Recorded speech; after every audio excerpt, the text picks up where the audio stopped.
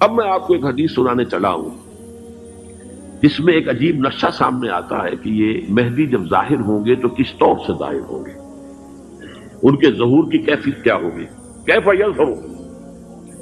یہ روایت ہے حضرت ام سلمہ سے رضی اللہ تعالی عنہا، حضور کی زوجہ محترمہ ہیں، فرماتی ہیں ام سلمہ عن النبی صلی اللہ علیہ وسلم قال یکون اختلاف عند موت خلیفۃ۔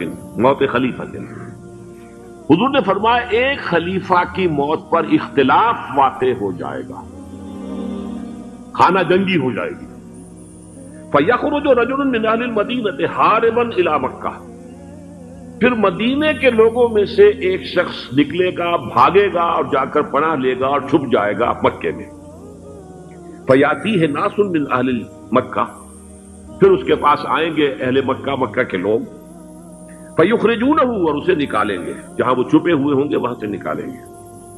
وَهُوَ كَارِهٌ، اور وہ بالکل اس کو پسند نہیں کر رہے ہوں گے، نہ وہ خواہش مند ہوں گے کہ ان کے وہ ہاتھ پر بیعت کی جائے، نہ وہ یہ چاہیں گے کہ وہ میدان میں آئیں اور ان کو جو ہے اپنا لیڈر مانا جائے۔ وَهُوَ كَارِهٌ فَيُبَايِعُونَهُ بَيْنَ الرُّكْنِ وَالْمَقَامِ، لیکن لوگ جو ہے پھر اصرار کے ساتھ ان کے ہاتھ پر بیعت کریں گے رکن اور مقام کے درمیان۔ رکن وہ کونا ہے خانہ کعبہ کا جس میں حجر اسود لگا ہوا ہے، اور مقام ابراہیم جو ہے، ان دونوں کے مابین جو یہ علاقہ ہے یہاں پر وہ بیعت ہوگی۔ وَيُبْعَثُ إِلَيْهِ بَعْثٌ مِّنَ الشَّامِ، ان کے خلاف ایک لشکر بھیجا جائے گا شام سے۔ نہیں کہا جا سکتا کہ باسی حکومت اس وقت کی جو ہے اس کی طرف سے کوئی مسئلہ اس طرح کا اٹھ کھڑا ہو، اس لیے کہ ابھی تو بہرحال باسی حکومت وہاں ہے۔ فَيُخْسَفُ بِهِمْ بِالْبَيْضَاءِ بَيْنَ مَكَّةَ وَالْمَدِينَةِ، لیکن اللہ تعالیٰ اس لشکر کو مکے اور مدینے کے درمیان وادی بیضاء میں دھسا دے گا زمین کے اندر پورے کے پورے لشکر کو۔ فَإِذَا رَأَى النَّاسُ ذَلِكَ، جب لوگ یہ دیکھیں گے کہ اتنی بڑی نشانی ظاہر ہو گئی، أَتَاهُ أَبْدَالُ الشَّامِ وَعَصَائِبٌ من العراق فَيُبَايِعُونَهُ، اب شام سے سارے کے سارے جو اولیاء اللہ ہیں وہ بھی آئیں گے، اور عراق سے جوق در جوق لوگ آئیں گے اور ان سے بیعت کریں گے۔ وَيَعْمَلُ فِي النَّاسِ بِسُنَّةِ نَبِيِّهِمْ، پھر وہ عمل کریں گے لوگوں کے مابین، حکومت کریں گے اپنے نبی کی سنت کے مطابق۔ وَيُلْقِي الْإِسْلَامُ بِجَرَانِهِ، اور اسلام اپنی گردن زمین پر ٹکا دے گا۔ وَالْأَرْض فِي الْأَرْض، زمین میں۔ فَيَلْبَسُ 7 سنین، پھر وہ 70 برس تک حکمران رہیں گے، 7 برس تک حکمران رہیں گے۔ ثم یتوفا، پھر ان کا انتقال ہوگا۔ ویصلی علیہ المسلمون، اور مسلمان ان پر نماز پڑھیں گے۔ یہ جو میں نے آپ کے سامنے نقشہ کھینچا ہے، اس سے اب میں ایک نتیجہ نکالتا ہوں، اسے بھی میرا گمان کہیے، اختلاف بھی کر سکتے ہیں آپ، اگر اس کو وزنی سمجھے تو قبول بھی کر سکتے ہیں۔ وہ یہ ہے کہ میرے نزدیک شاہ فہد کے انتقال پر لا محالہ یہ صورتحال پیدا ہو جائے۔ ولی عہد وہاں ہے عبداللہ بن عبدالعزیز، امریکہ کو وہ پسند نہیں کرتے اور امریکہ انہیں پسند نہیں کرتا، یہ بالکل تش تش بام ہے۔ امریکہ نے لازماً جس طریقے سے اپنے پنجے گاڑے ہیں سعودی عرب کے اندر، اپنا فوجی اڈا بنایا ہے، تو آسانی کے ساتھ وہاں سے اپنے پنجے ہٹانے کے لیے تیار نہیں۔ ایک حدیث میں آتا ہے قرن الشیطان، نجد سے شیطان کا سینگ برآمد ہوگا، وہ شیطان کا سینگ ہے، جو میزائل وہاں پر لگے ہوئے ہوں گے اس وقت، در حقیقت وہ سارے کے سارے جو ہیں وہ شیطان کے سینگ ہیں۔ بہرحال کوشش وہ کرے گا کہ جیسے کہ اس نے جارڈن میں کیا، کتنے عرصے سے وہاں شاہ حسین کا چھوٹا بھائی حسن جو ہے وہ ولی عہد تھا، عین وقت کے اوپر آ کر، اور پتہ نہیں کیسی کیسی دوائیاں دے کر اسے لے کر آئے ہیں شاہ حسین کو، مرتے ہوئے کو تھوڑی دیر زندہ رکھنے کے لیے، اور وہ تبدیلی کروا کر جو ہے واپس لے گئے۔ تو یہ معاملہ ہوا ہے، تبدیلی کروا دی، وہاں تو ہو گئی آرام سے، کوئی بات نہیں۔ بحرین میں بھی غالباً ایسا ہی معاملہ ہوا ہے، واللہ عالم، مجھے یاد پڑتا ہے کہ وہ چاہتے ہیں کہ ہمارا پسند کا آدمی آئے۔ اگر سعودی عرب میں یہ کام کیا گیا تو اس کا لازمی نتیجہ خانہ جنگی ہوگا، اس لیے کہ وہاں کی روایت کی بڑی سخت ہے، بڑی پختہ ہے۔ پھر یہ کہ وہاں جو ہے امیر عبداللہ جو ہے، جو وہاں پر اگرچہ سپہ سالار وہ نہیں ہے، کمانڈر ان چیف وہ نہیں ہے، کمانڈر ان چیف تو کوئی اور ہے، لیکن الحرس الوطنی جو ہے، نیشنل گارڈز، بہت بڑی فورس ہے وہ۔ اصل بیڈوین فورس جو ہے صحرا کے لوگوں کی، عرب فورس، وہ در حقیقت الحرس الوطنی ہے، نیشنل گارڈ ہے، اور اس کا کمانڈر ان چیف یہ ہے امیر عبداللہ. تو لازماً یہ شکل جو ہے پوری ہو کر رہے گی. جیسے ہی یہ معاملہ ہوا شاہ فہد کے انتقال کا، تو یہ اختلاف ہوگا، خانہ جنگی ہوگی. پھر کوئی اللہ کا بندہ جو ہوگا، میرے نزدیک، میں آج سے کوئی 6-7 سال پہلے سالانہ اجتماع تھا تنظیم اسلامی کا راولپنڈی میں، میں نے اس وقت وہاں کہا تھا، اس سے ذرا اخبارات میں بھی کچھ وہ کنٹروورسی آئی تھی کہ میرے نزدیک امام مہدی پیدا ہو چکے ہیں، ان کے ظہور کا وقت قریب ہے. اور اس کی تھوڑی سی بات میں مجھے معلوم ہوا کہ جین ڈکسن غالباً نام ہے امریکن اس کا، جس نے یہ پیشن کوئی خبر دی تھی کہ 1962 میں عالم عرب میں ایک بچہ پیدا ہوا ہے کہ جو وہاں کا نقشہ بدل کر رکھ دے گا. یہ جین ڈکسن کی غالباً پیشن گوئی ہے. بہرحال مجھے اس کی پیشن گوئی سے کوئی دلچسپی نہیں ہے. میں تو جو احوال دیکھ رہا ہوں، یعنی اسرائیل کا قائم ہو جانا، اور اس کے بعد اب یروشلم کا مسلمانوں کے ہاتھوں سے نکل جانا، اور اب گویا کہ وہ الملحمۃ العظمیٰ جو ہے تلی کھڑی ہے، کسی بھی وقت جو ہے یہ جو ہے وہ لاوا پھٹ سکتا ہے، آتش فشاں پھٹ سکتا ہے. تو یہ تمام حالات ایسے ہیں کہ جن کی وجہ سے میں سمجھتا ہوں کہ ایک تو جو قرآن مجید کے اشارات میں نے آپ کو بتائے، 14 صدیاں 14 دن میں چاند کا پورا ہونا، والقمر اذا اتسق، 14 دن میں 14ویں کا چاند. اسی طرح اب یہ 14 صدیوں کے بعد یہ صدی جو 15ویں صدی ہے، یہ در حقیقت ظہور امام مہدی کی صدی ہے. لیکن یہ کہ امام مہدی کی حکومت قائم کرنے کے لیے کون لوگ آئیں گے؟ عرب جو ہے وہ اندر سے کھوکھلے ہو چکے ہیں. عیاشی نے، دولت نے، پیسے نے، دولت، پیسہ، عیاشی، اس کی وجہ سے کھوکھلے ہو چکے. یہاں میں آپ کو 2 حدیثیں سنانا چاہتا ہوں. سنن ابن ماجہ کی روایت ہے حضرت ابو ہریرہ سے رضی اللہ تعالی عنہ، قال قال رسول اللہ صلی اللہ علیہ وسلم اذا وقعت الملاحم بعث اللہ بعثا من الموالی هم اکرم العرب فرسا واجودہ سلاحا یوید اللہ بہم الدین. رواہ ابن ماجہ عن ابی ہریرہ رضی اللہ تعالی عنہ. جب ملاحم کا دور شروع ہوگا تو اللہ تعالیٰ اٹھائے گا ایک لشکر یا لشکروں پر لشکر موالی میں سے. موالی کون ہے؟ عربوں نے جب فتح کیا تھا اس پورے علاقے کو خلافت راشدہ کے دوران، اور پھر وہ لوگ جو ہے، ایک رائے تو یہ تھی کہ غلام بنایا جائے سارے آبادیوں کو، لیکن یہ کہ حضرت عمر کا اجتہاد تھا، اس کے مطابق جو غلام نہیں بنایا گیا، تو وہ موالی کی حیثیت رکھتے تھے. عربوں میں دم نہیں ہے، موالی میں سے لشکر اٹھیں گے کہ جو در حقیقت حضرت مہدی کی حکومت کو قائم کرے گی. دوسری حدیث سنیے عن عبداللہ بن الحارث رضی اللہ تعالی عنہ، اور یہ ابن ماجہ کی روایت ہے. قال قال رسول اللہ صلی اللہ علیہ وسلم یخرج ناس من المشرق فیوطئون للمہدی یعنی سلطانی. لشکر نکلیں گے، لوگ آئیں گے مشرق سے، اور وہ حضرت مہدی کی حکومت کو جمائیں گے اور قائم کریں گے.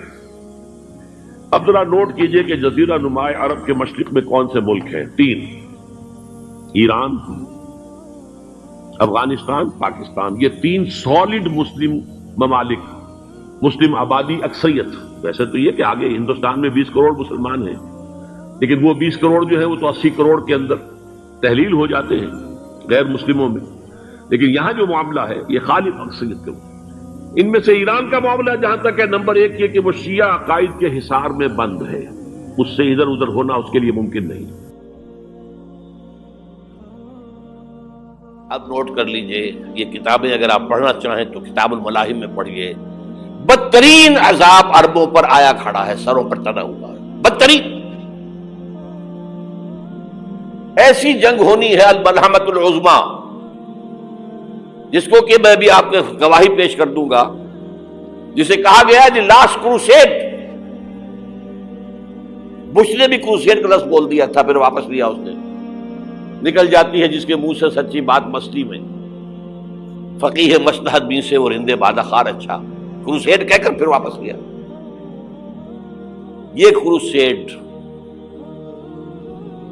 اس کے اوپر جس قدر نقصان ہونا ہے عربوں کا. گریٹر اسرائیل بنے گا، یہ عراق، شام، اردن، سعودی عرب کا کچھ شمالی علاقہ، ترکی کا جنوبی علاقہ، مصر کا صحرائے سینا، اور اس کے ساتھ ہی جو بہترین اس کا زرخیز ترین علاقہ ڈیلٹا آف نائل، یہ سب یہودیوں کے قبضے میں جائے گی۔ اس کو حدیث میں کہا گیا الملحمۃ العظمیٰ۔ عیسائی 80 علم لے کر ہے مسلمانوں تم پر حملہ آور ہوں گے، اور ہر علم کے نیچے 12,000 فوج ہوگی، 9.5 لاکھ فوج۔ یہ نیٹو کی تیاری کس کے لیے ہو رہی ہے؟ جب یو ایس ایس آر کا خاتمہ ہوا تو پوچھا گیا تھا نیٹو چیف سے، اب کس لیے؟ تمہارا وہ دشمن تو ختم ہو گیا، اب ہمیں اسلامک فنڈامنٹلزم سے نمٹنا ہے۔ وہ جانتے ہیں خطرہ یہی ہے، اب اسلام ابھر سکتا ہے، مسلمانوں کے سینوں کے اندر وہ آگ ہے، اوپر خاکستر آ گیا ہے، تم کو اٹھانا بیٹھنا، یہ اندر تو انگارہ ہے، اوپر سے راکھ ہے، اس سے دھوکہ نہ کھا جانا ان کے دلوں کے اندر۔ اور بش نے کہا تھا مسلمان چاہتے ہیں کہ ہسپانیہ سے لے کر انڈونیشیا تک نظام خلافت قائم کریں، اور میں حیران ہوا تھا کہ اس کمبخت کو ہسپانیہ کا خیال کیسے آ گیا؟ ہمیں تو کبھی آتا ہی نہیں، اب ہم تو بھول گئے، وہ تو 500 برس پرانی بات ہے جبکہ وہاں سے ہمیں نکال دیا گیا تھا۔ اگرچہ اقبال نے کہا تھا ہے ارض فلسطین پہ یہودی کا اگر حق، ہسپانیہ پر حق نہیں کیوں اہل عرب کا؟ ہسپانیہ میں تو 800 سال حکومت کی مسلمانوں نے، اور ابھی 500 برس سے گزرے ہیں نا۔ یہودی تو ارض مقدس سے 2000 سال نکالے گئے، انہیں لا کے آباد کیا گیا، عربوں کے سینے میں خنجر پھونک دیا گیا۔ وہ چھوٹا سا ملک جو چاہتا کرتا، کوئی پوچھنے والا نہیں۔ امریکہ جیسے اپنے بیٹے کی حفاظت کرے ویسے کرتا اس کی۔ اور حضور نے فرمایا ہے وہ جنگ جب ہوگی تو ایک باپ کے اگر 100 بیٹے ہوں گے تو 99 ختم ہو جائیں گے، ایک بچے گا۔ یہ حدیث ہے، حدیث ہے صحیح۔ اور آپ نے فرمایا ویل للعرب من شر قد اقترب، عربوں کے لیے ہلاکت ہے، عربوں کے لیے بربادی ہے اس شر سے جو قریب آ چکی ہے۔ اور آج جس طرح انہوں نے ان کی تہذیب کو اختیار کر لیا ہے، دبئی جا کر دیکھیے، بدترین مغربی معاشرہ جو ہے وہ دبئی کے اندر ہم نے قائم کر کے دکھا دیا۔ اب سعودی عرب اس راستے پر بڑھ رہا ہے۔ اور اس کے بعد نمبر 2 پر جو ہے ہم پاکستانی ہیں، لیکن میں اس کے وہ پہلی بات جو کہہ رہا ہوں وہ تو یقینی ہے، اس میں تو احادیث صحیحہ موجود ہے۔ اگرچہ اس کے بعد پانسا پلٹے گا، پھر حضرت مہدی کا ظہور ہوگا، حضرت عیسیٰ کا نزول ہوگا، اور وہ گریٹر اسرائیل گریٹر گریو یارڈ بنے گا یہودیوں کا، ایک ایک یہودی قتل ہوگا اور دفن ہوگا۔ یہ بات میں ہونا ہے، میں پہلی بات پر فرض کر رہا ہوں۔ وہ پانسا پلٹے گا جب پلٹے گا، ابھی جو سامنے ہے وہ کیا ہے؟ جس ملحمۃ العظمیٰ کہا حضور نے، جسے آرمگیڈون کہتے ہیں عیسائی۔ آرمگیڈون کی اگر کہیں جا کر آپ دیکھیں گے، آپ ڈکشنری میں مانی تو کیا لکھا ہے؟ A very big war which will be fought between the forces of evil and good before the end of this world. اس دنیا کے خاتمے سے پہلے خیر اور شر کی قوتوں کے درمیان بہت بڑی جنگ ہوگی۔ ارمجدون اسے کہتے ہیں عربی میں، اور آرمگیڈون اسے کہتے ہیں انگریزی کے اندر، اور یہ بائبل کی آخری کتاب کے اندر ہے، جو اس میں کہ مکاشفات یوحنا، ریولیشنز آف سینٹ جان۔ یہ تو میں کہہ رہا ہوں یقین کے ساتھ، اور زیادہ دور نہیں ہے، آیا چاہتا ہے۔ اس لیے کہ یہودیوں کا اور عیسائی جو کنزرویٹوز ہیں، نیو کنزرویٹوز، ان کا 5 نکاتی ایجنڈا ہے متفق علیہ، جس کے تحت کہ یہ جنگ صلیبی شروع کی گئی ہے۔ تو سن لیجئے آپ، آرمگیڈون نمبر 1، گریٹر اسرائیل قائم ہو جانا اس کے نتیجے میں نمبر 2، مسجد اقصی اور قبۃ الصغریٰ کو گرانا نمبر 3، وہاں 3rd ٹیمپل، وہ مسجد جو حضرت سلیمان نے بنائی تھی، 1000 قبل مسیح میں، پھر برباد کی تھی نبوکدنضر نے، دوبارہ بنائی گئی، پھر دوبارہ ختم ہوئی 70 عیسوی تک گری پڑی ہے، ان کا خانہ کعبہ گرا ہوا ہے 70 عیسوی سے لے کر آج تک۔ ایک دیوار ہے ویلنگ وال، جہاں جاتے ہیں، روتے ہیں، پیٹتے ہیں، ماتم کرتے ہیں، وہاں وہ بنے گا 3rd ٹیمپل، اور نمبر 4 اس میں لا کر رکھا جائے گا تخت حضرت داؤد کا۔ یہ تخت کہاں ہے اس وقت؟ یہ لندن شریف کے اندر جو ان کی پارلیمنٹ کا جو چرچ ہے، ویسٹ منسٹر ایبے، اس میں رکھا ہوا ہے۔ ایک پتھر تھا جس پر بٹھا کر حضرت داؤد کی تاج پوشی ہوئی، پھر حضرت سلیمان کی ہوئی، پھر وہ پتھر رکھ دیا گیا جب حضرت سلیمان نے بنایا ہیکل مسجد اقصی، وہاں رہا وہ۔ ہر بادشاہ جو تھا یہودی اسی کے اوپر بٹھا کر اس کی تاج پوشی ہوتی تھی۔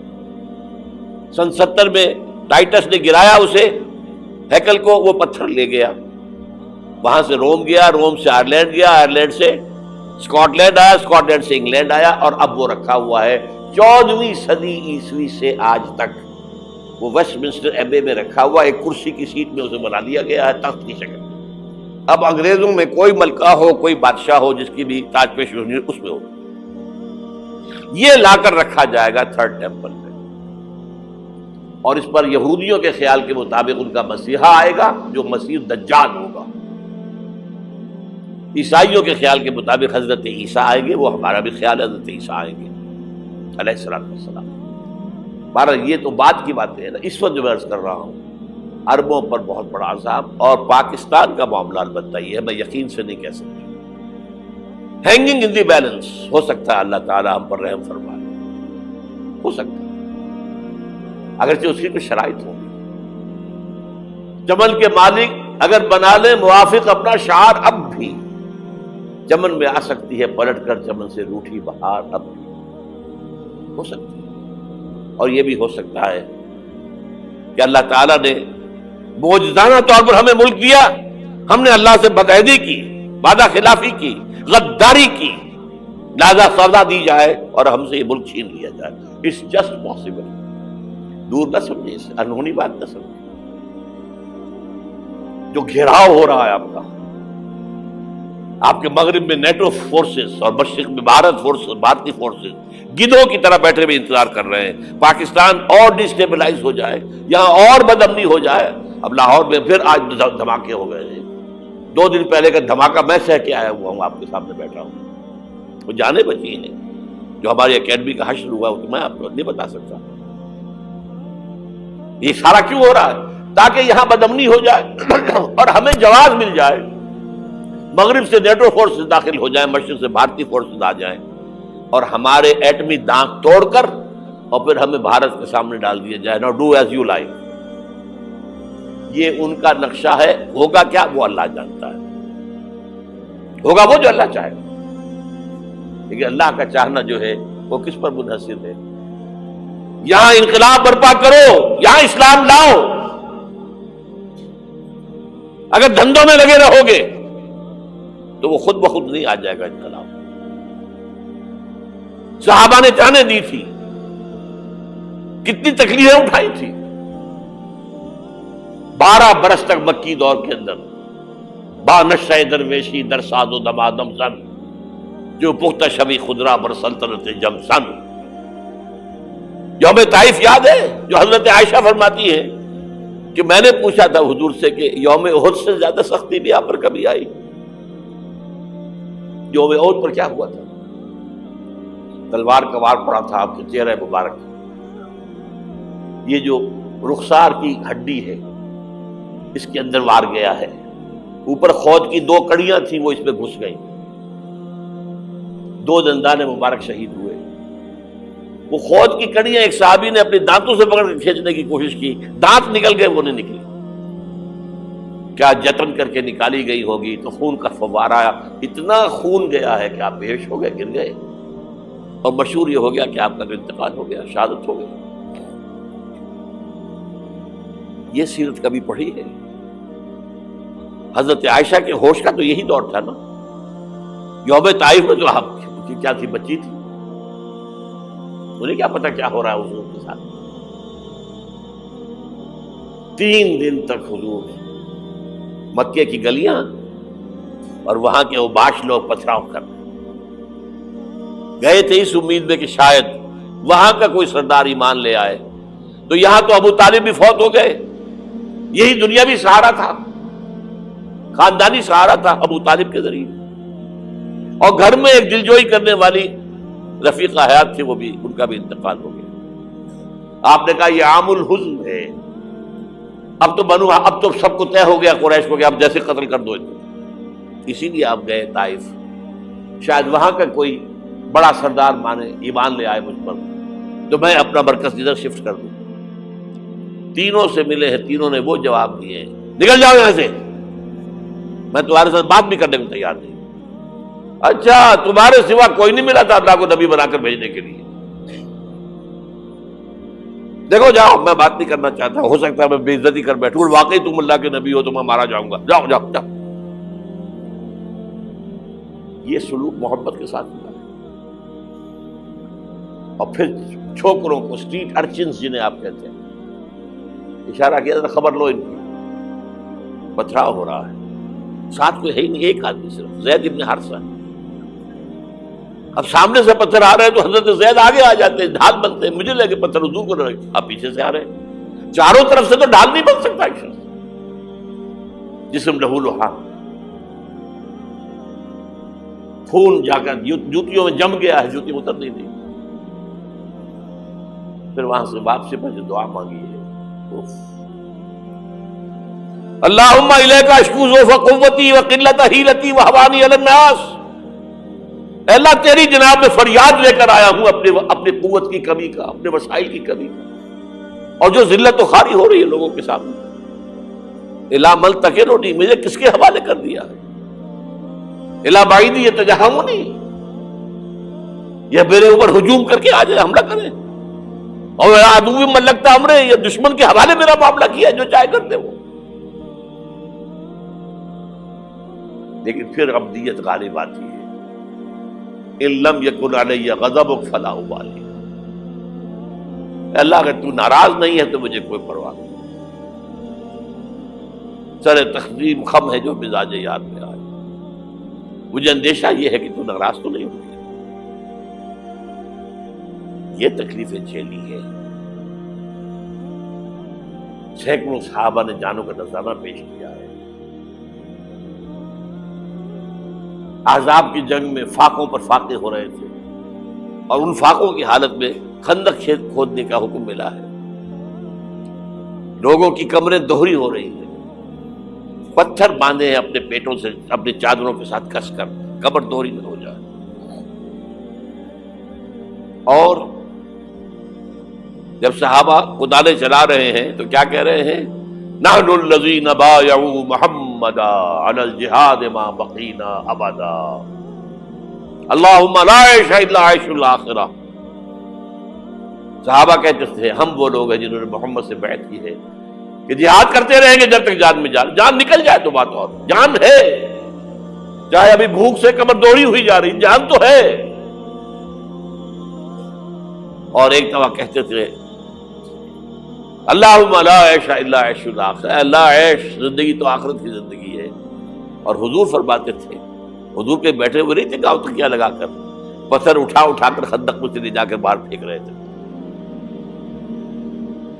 جب صحابہ کہتے ہیں اللہم لا عیش الا عیش الاخرہ، حضور فرما رہے ہیں فاغفر الانصار والمہاجرہ، اے اللہ ان انصار اور مہاجرین کی مغفرت فرما دو. پھر حضور کی خدمت میں کچھ لوگ آئے، حضور اب یہ فاقہ ناقابل برداشت ہو گیا، دیکھیے ہم نے یہ پتھر باندھے ہوئے اپنے پیٹوں کے ساتھ. حضور نے کرتا اٹھا کر دکھایا، وہاں 2 پتھر باندھے ہوئے.